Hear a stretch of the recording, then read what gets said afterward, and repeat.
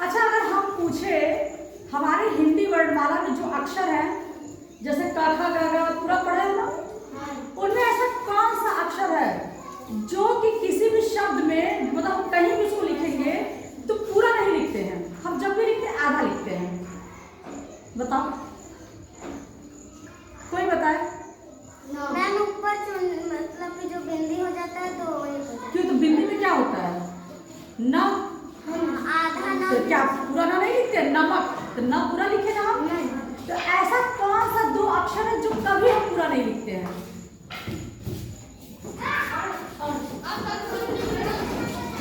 पता चला? नहीं, हम बताएं?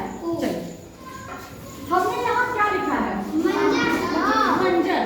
मंजन लिखा है ना। अगर हम इस बिंदी को जो अनुस्वार है इसको अलग करके लिखे तो वो लिखेंगे पहले, ठीक? अब इसके बाद ये क्या है? ज किस वर्ग में आता है?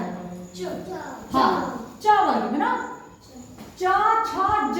तो हम ये जानते हैं, हमने आपको पढ़ाया है कि जो ये अनुस्वार होती है या ये जो बिंदी लगी होती है वो मतलब बिंदी के बाद जो अक्षर लिखा होता है उसके वर्ग का पांचवा बदल जाता है, पांचवें अक्षर में। तो ये ज है, तो च के बाद छ ज झ, उसका क्या आएगा? इया। तो यहाँ हम क्या लिखेंगे? इया। आधा लिखेंगे ना, क्योंकि ये अनुस्वार है। हम इसकी जगह इया लिखेंगे और फिर ज न, मंजन। अगर हम इसको अलग करेंगे तो ऐसे लिखेंगे, ठीक? ये पढ़ाया है ना। अब है कंगन। अब हम लिखेंगे क। अब ये जो बिंदी है ये ग किसमें आता है? किस वर्ग में? क वर्ग में। तो क का पांचवा अक्षर पढ़ो, क वर्ग का। क ख ग घ अंग। तो यहाँ लिखेंगे अंग, लेकिन याद रखना अंग हम आधा लिखेंगे ऐसे, ठीक? और फिर ग न, कंगन। उसको तो कंगन ऐसे लिखा था अलग करके। फिर है झंझट। तो फिर हम लिखेंगे झ, और इस अनुस्वार का ये जो अनुस्वार है ये इसके अनुसार बदलेगा। ये किसमें आता है?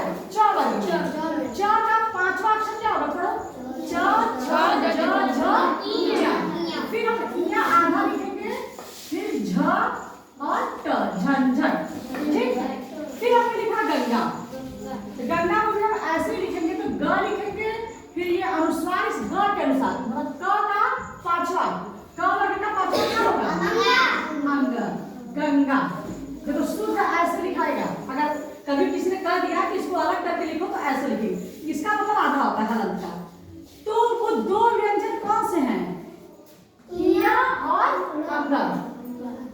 ये दोनों अक्षर कभी भी हमारे हिंदी में पूरे नहीं लिखे जाते हैं। ये जब भी लिखेंगे कैसे लिखे गए?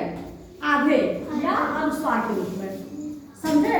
नहीं तो बाकी देखो, न क भी पूरा लिखाता है कमल, ख भी पूरा लिखाता है खीरा, ग भी लिखाता है गमला, सब लिखाएंगे। लेकिन ये जो दो अक्षर हैं ये क्या होते हैं? हमेशा आधे।